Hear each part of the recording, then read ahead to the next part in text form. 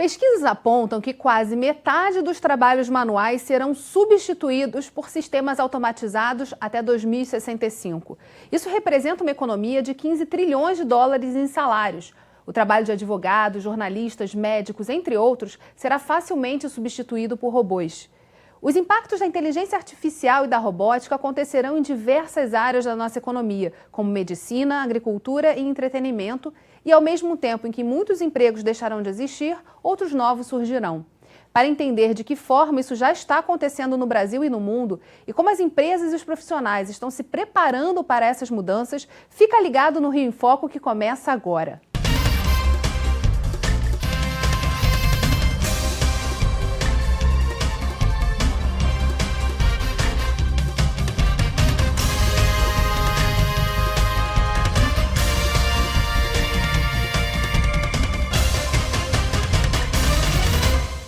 O Rio em Foco recebe o diretor do Instituto de Estudos Sociais e Políticos da UERJ, conselheiro da Sociedade Brasileira para o Progresso da Ciência, Adalberto Moreira Cardoso, e o advogado e coordenador da área de Direito e Tecnologia do ITS Rio, Eduardo Magrani. De olho nos avanços tecnológicos, nas máquinas e nos softwares que já automatizaram milhões de empregos na indústria, comércio e serviços, a Academia Brasileira de Ciências promoveu em outubro de 2017 o simpósio Impacto da Inteligência Artificial e Robótica no Futuro do Emprego e Trabalho.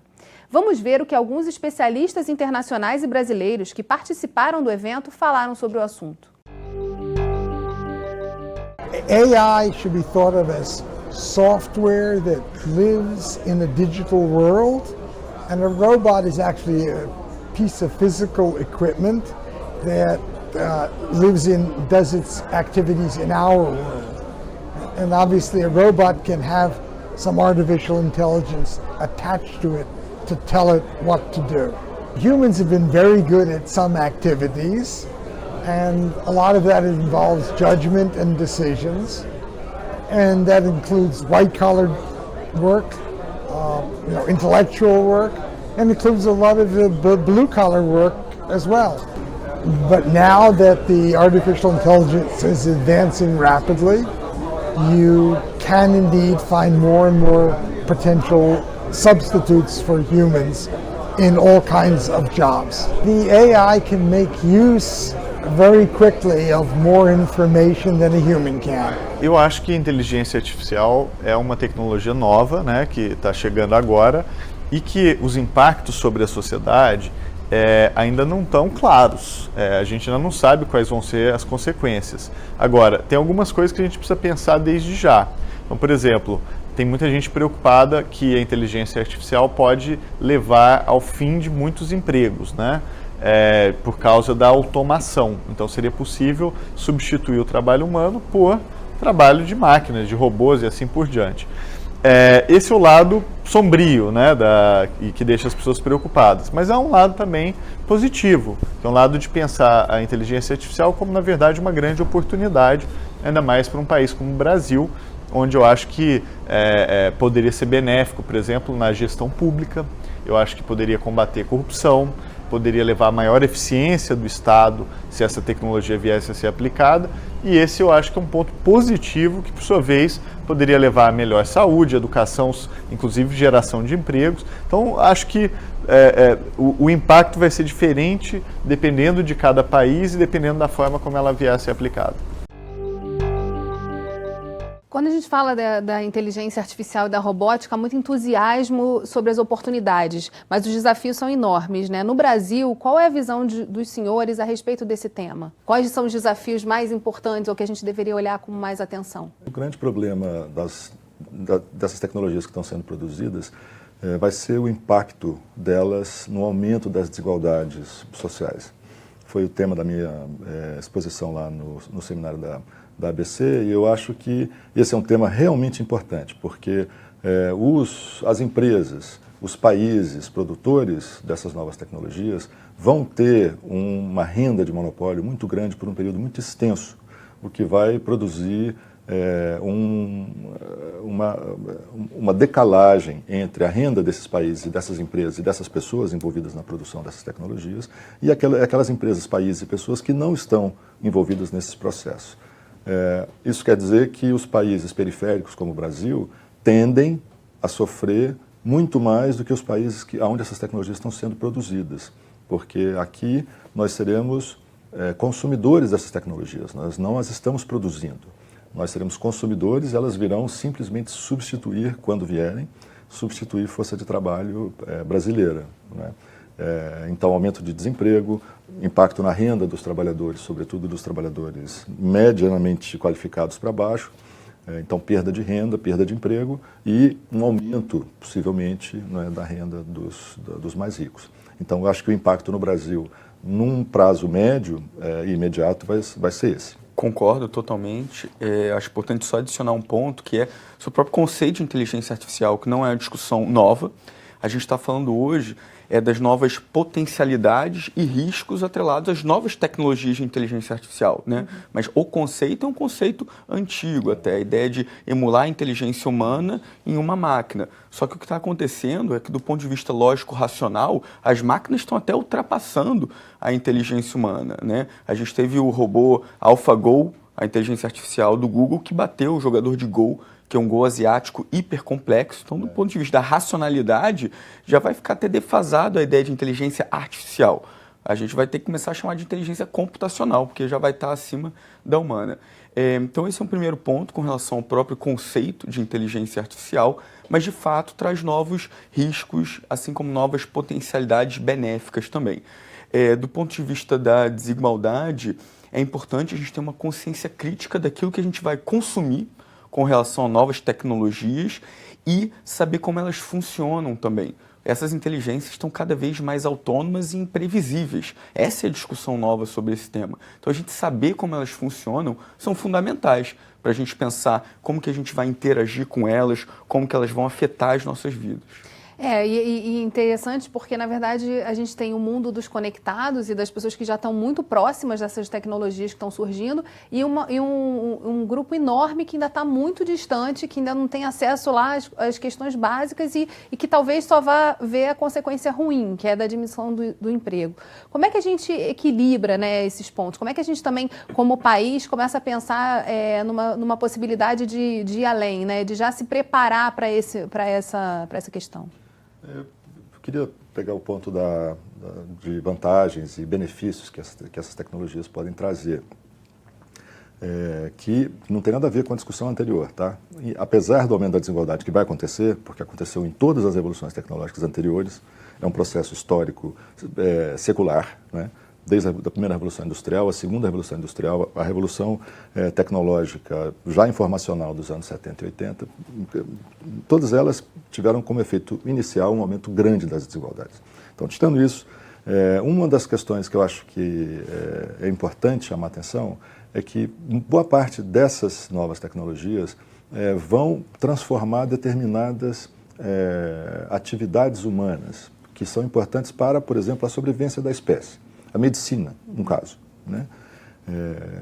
Robôs fazendo operações altamente complexas no cérebro humano, por exemplo, né? Isso já acontece com assistência humana, né? Os médicos têm lá estão por trás de máquinas, operando, etc., para chegar num ponto específico. Isso, em muito pouco tempo, vai começar a ser feito sem assistência humana, tá certo? Isso vai tirar emprego de médicos? Possivelmente não, porque eles vão ter que estar supervisionando até o momento em que talvez você tire o emprego dos médicos. Isso pode acontecer num futuro mais distante. Mas isso pode aumentar muito a precisão da ação ou da intervenção médica sobre determinadas... Impacta no resultado, no né? resultado. Na melhoria Isso, qualidade dos tratamentos e tudo mais. Vários aspectos das relações humanas, né, serão afetados de maneira intensa com essas novas tecnologias. Por exemplo, falou-se aí dos advogados, né, que os advogados um dos empregos que estão sob ameaça é o dos advogados.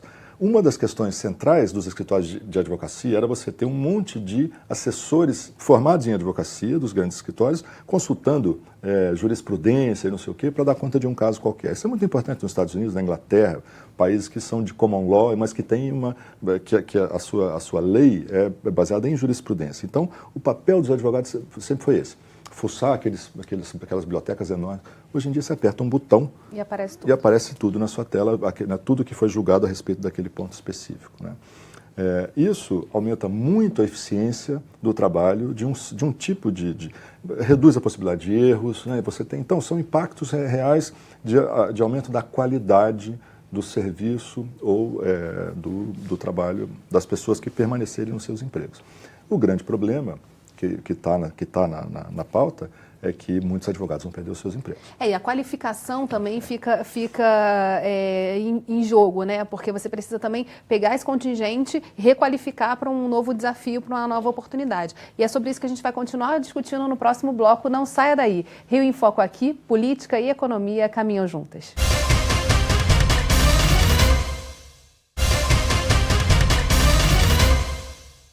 Voltamos com Adalberto Cardoso e Eduardo Magrani. Não há como impedir o avanço da tecnologia, ela está aí e precisamos nos preparar para um futuro comandado por robôs. Na matéria a seguir, o especialista Carlos Américo Pacheco fala sobre as oportunidades desse setor dentro da micro e da macroeconomia. Vamos ver. Evidentemente, toda mudança tecnológica ela traz oportunidades novas de negócio. Então, se você olhar hoje na internet das coisas, tem um monte de empresas novas brasileiras, startups, etc., tentando explorar esses mercados. Se você olhar na área de inteligência artificial, para quem trabalha com algoritmos de automação de empresas, etc., então há sempre uma oportunidade. Eu diria assim, do ponto de vista micro, do ponto de vista de cada empresa particular, o que está acontecendo sempre gera uma oportunidade de você repensar o teu negócio, de criar uma empresa nova, etc. Do ponto de vista macroeconômico, e do ponto de vista do desempenho da economia brasileira como um todo, na verdade, aí é que reside o maior problema nosso. Porque, na verdade, essas novas atividades, em geral, elas não têm uma capacidade de puxar toda a economia. Então, elas são muito pontuais, muito localizadas e não têm uma escala e uma dimensão tão grande como tem em outros países. Então, nossa performance macro continua dependendo muito mais do desempenho do comércio, do consumo, etc., do que essas atividades. Mas eu chamei a atenção do ponto de vista micro porque, às vezes, as pessoas ficam falando da macro, que o país está mal, etc., acabam se esquecendo que tem um monte de coisa acontecendo na vida real, com novas tecnologias, com um monte de empresas nascendo todo dia. A gente falava no bloco anterior justamente da qualificação, né? Como é que a gente qualifica esse profissional para novas oportunidades que estão surgindo? O meu doutorado ele é em regulação de internet das coisas, justamente que foi falado, e inteligência artificial. E o que eu percebi na minha pesquisa é que a gente ainda tem uma visão de rivalidade entre homem e máquina, mas que não se justifica muito, né? A gente é muito influenciado até pela ficção, onde um robô vira o olho de azul para vermelho, pega uma metralhadora e mata a humanidade. A gente tem que passar essa etapa da ficção e enxergar o potencial, inclusive, de benefício econômico e eficiência. A gente, como eu falei, está criando máquinas que são tão eficientes e racionais quanto nós, e o humano ele se diferenciou no iluminismo, por exemplo, pela racionalidade. Talvez agora a gente tenha que se diferenciar pela irracionalidade. É uma brincadeira, obviamente, mas por outros atributos, a criatividade, outros elementos também ligados a sentimentos. Mas o fato é que a gente está cada vez mais simbiótico com as máquinas. E a gente tem que usar isso a nosso favor, e não numa visão de rivalidade, né? Tem um tom de cinza aí permeando essa discussão em que o humano pode ganhar muita eficiência. Quando a gente transpõe isso para determinados mercados, como o da advocacia, o advogado ele não vai ser completamente substituído pelo robô. Essa área não vai desaparecer. O que vai desaparecer é o trabalho automatizado e repetitivo, porque esse já tem um software que pode substituir várias pessoas que fazem um trabalho maquinal, robótico. Isso aconteceu ao longo da Revolução Industrial, ao longo de várias etapas tecnológicas, né? O que vai permanecer, por exemplo, na advocacia, são teses criativas que o robô não vai conseguir bolar. Ele vai fazer análise de todo aquele big data e vai entregar isso mais ou menos cru para o advogado colocar toda a sua criatividade em prática. Isso a gente consegue transpor para vários setores, né? Como que a gente tem um melhor rendimento dessa sinergia entre a inteligência humana e a computacional. Mas só que nesse contexto, quer dizer, os conflitos surgem, né? Não só da briga da ficção, mas na realidade essa substituição às vezes é rápida demais. Quando se nota, você já na verdade tem que resolver um problema que surgiu a partir dessa nova tecnologia. Em termos de sociedade, né, de como a gente se organiza, como é que também é necessário que os governos se preparem para olhar para essas oportunidades, mas também para resolver esses conflitos? Nas revoluções anteriores, os estados nacionais gastaram alguns bilhões ou trilhões de dólares em dinheiros de hoje, justamente na requalificação das pessoas que foram deslocadas dos seus empregos, dos empregos que foram substituídos por máquinas, né? Enfim, isso faz parte da história do capitalismo. O capitalismo está sempre tentando se livrar do trabalho humano, né? Para dizer, na lata, é disso que se trata. O investimento em inovação voltado para a produção, em geral, é isso. É se livrar o máximo possível da dependência do trabalho humano. Então, os governos sempre tiveram que gastar muito dinheiro com requalificação, com educação, né, das pessoas que perdem os seus empregos e das novas gerações que têm que ser treinadas para as próximas, para os empregos novos que vão surgindo e tudo mais. O problema, do meu ponto de vista, é que a tecnologia atual, e sobretudo a inteligência artificial, que tem um potencial grande de destruir ocupações de classe média, que antes eram vistas como imunes a uma revolução tecnológica, como as ocupações operárias nunca foram imunes. Então, as ocupações de classe média, médicos, advogados, engenheiros, né, arquitetos, sempre se acharam protegidos, né? Não estão mais. O problema é que quando você começa a deslocar o emprego de engenheiros e arquitetos e tudo mais por máquinas, né, não precisam ser robôs, hominídeos, nada disso, máquinas que desempenham as tarefas que o engenheiro faz, os cálculos e tudo mais, né? O que esse engenheiro vai fazer? Tá certo?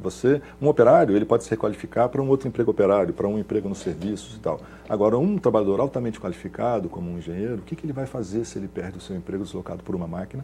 Ele pode ir para um outro emprego semelhante, numa outra empresa que ainda não adotou essa, mas isso tem um limite. Vai chegar uma hora que todas as empresas o seu emprego já não existirá mais. E você requalificar uma pessoa desse tipo é muito difícil, né? Então, me parece que o impacto mais importante no médio prazo vai ser sobre os empregos de classe média que não terão para onde ir. Essas pessoas não terão para onde ir. E os governos e os estados vão ter problemas em relação a isso, porque as classes médias, elas costumam ser bastante reivindicativas em relação aos seus privilégios, os seus direitos, os seus benefícios que foram construídos ao longo das suas vidas, as vidas das suas famílias, investimento próprio no seu capital humano, na sua qualificação e tudo mais. Então, o potencial de tensão social embutido nisso é muito alto. Só complementando, com relação ao investimento que o governo tem que fazer nesses temas, eu acho que a gente também tem hoje uma fetichização da tecnologia tremenda. A gente está conectando de trator a escova de dente à internet e a gente não sabe nem para quê que a gente está conectando aquilo. Então a gente também tem que ter uma atenção para a utilidade da gente atrelar essas novas tecnologias a objetos físicos, criando esses novos artefatos técnicos. A gente tem hoje fazendas completamente robotizadas, que no primeiro momento parece incrível e gera uma eficiência, mas aí quando um trator quebra, em vez de pagar R$50 para consertar, tem que chamar um engenheiro de software que vai cobrar 10 vezes mais, às vezes é melhor deixar o trator de lado e comprar um novo do que consertar. Então a gente está começando a ver esses problemas se desdobrarem. Então tem uma discussão grande hoje sobre lixo eletrônico, agora nessa era da hiperconectividade, e falta de autonomia, perda de autonomia também, né? Quanto mais complexa a tecnologia, mais difícil é da gente manuseá-la e consertá-la, inclusive. Então o poder público também tem que estar atento a que exatamente que ele vai investir, se é um investimento que está atrelado à utilidade, à inovação, e se isso é positivo também a médio e longo prazo. A gente vai fazer um rápido intervalo e voltamos já. Rio em Foco aqui, política e economia caminham juntas.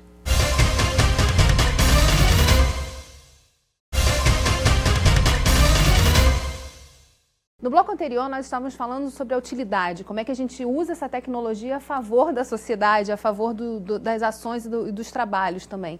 Em relação a isso, como é que a gente organiza também um olhar mais crítico a respeito desse tema, né? Sai do entusiasmo e só do oba-oba, olha que bacana, eu tenho essa nova tecnologia acontecendo, e vai caminhando também para uma escolha, né, um pouco mais acordada da sociedade do que é necessário e fundamental, que a gente não abandone nesse processo de transformação que está acontecendo.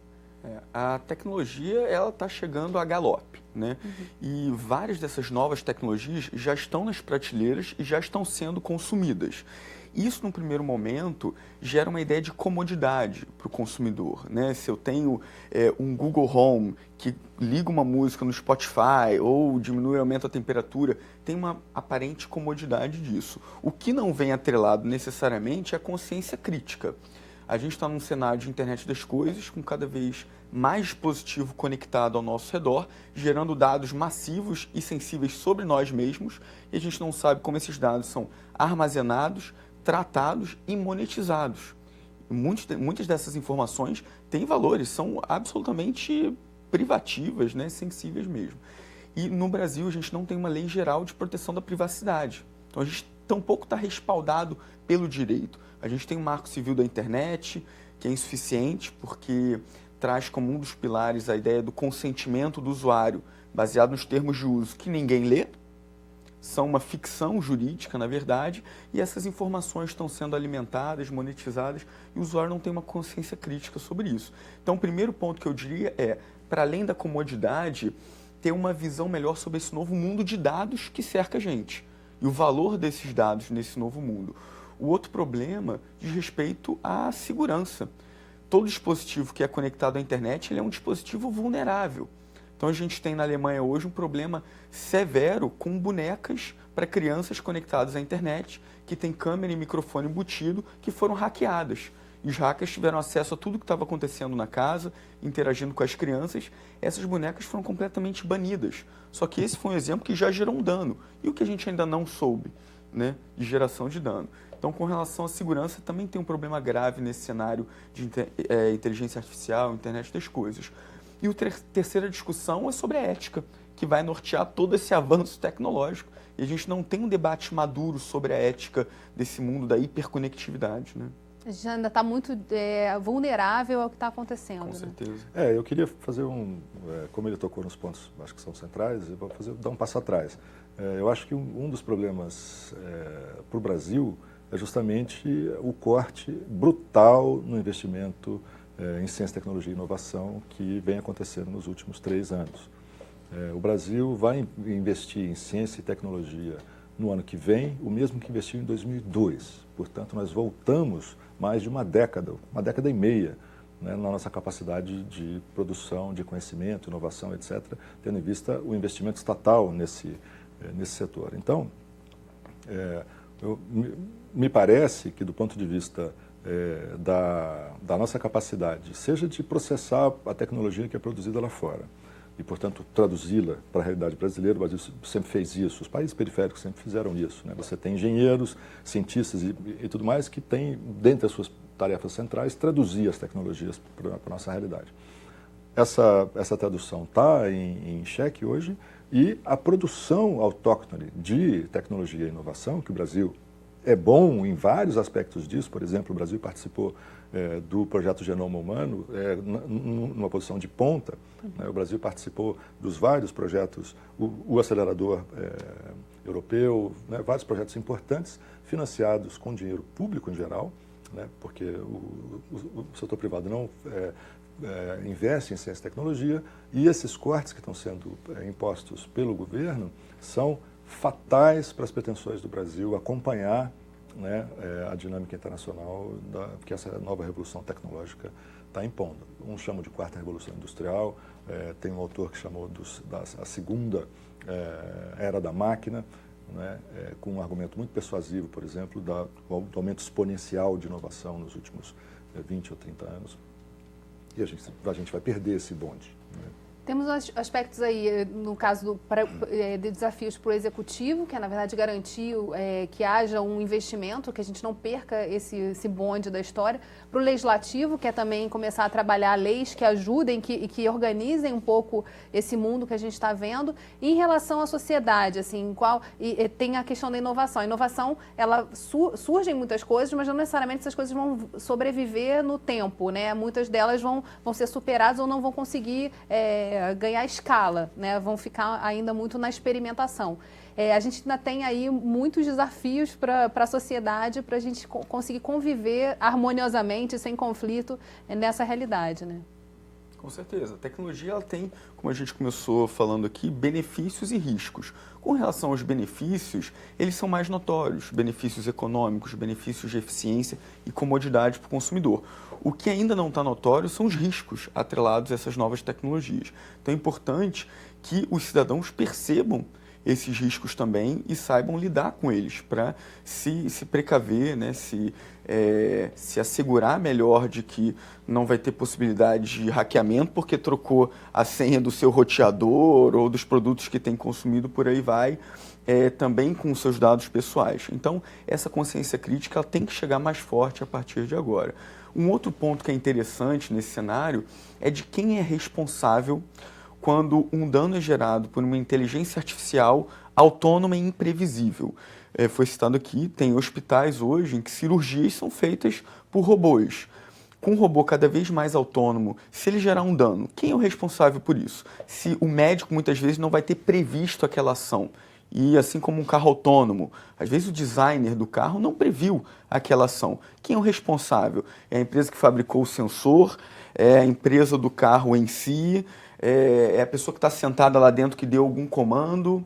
Ou é uma junção de todos esses elementos? E aí a gente vai ter um cenário de irresponsabilidade distribuída, porque não vai achar nenhuma relação causal entre um agente e o dano. Mas isso toca num ponto que é importante, que não é quase nunca discutido, que as sociedades vão ter que repensar os seus marcos legais de regulação dessa tecnologia. É exatamente isso. Essa coisa do automóvel autônomo é impressionante, porque já estão circulando em grandes highways nos Estados Unidos, na Alemanha, etc., automóveis sem sem motoristas. Com alta capacidade de resposta, tudo que está em volta, sai, para no trânsito, não bate. Não tem história de nenhum automóvel, já são centenas circulando pelo planeta, ter se envolvido em algum acidente. Mas e se envolver? Nós ainda não temos uma regulação para isso. Teremos que construir isso, vai ser construído. O papel das assembleias legislativas vai ser central nesse aspecto.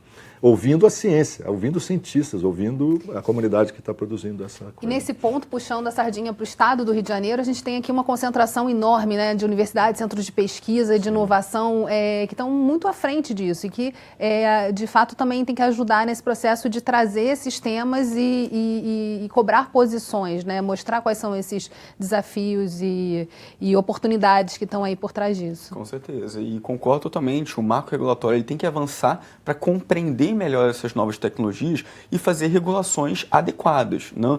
O desafio é como regular sem minar completamente a inovação, né? E como, na verdade, ajudar a garantir direitos fundamentais e deixar a inovação correr, mas sem gerar um dano irreversível, por aí vai. Isso é um desafio enorme que exige novos marcos legais com relação ao novo conceito de privacidade, uma nova ética voltada para essa nova inteligência artificial, entre outros. Bem, a gente poderia conversar ainda muito sobre esse tema e vamos conversar em outras oportunidades, mas infelizmente o programa chegou ao fim. Obrigada, Adalberto, obrigada, Eduardo, e obrigada a você, telespectador, que acompanhou o Rio em Foco até aqui. Aproveita e segue a gente nas redes sociais, Facebook, Instagram e Twitter.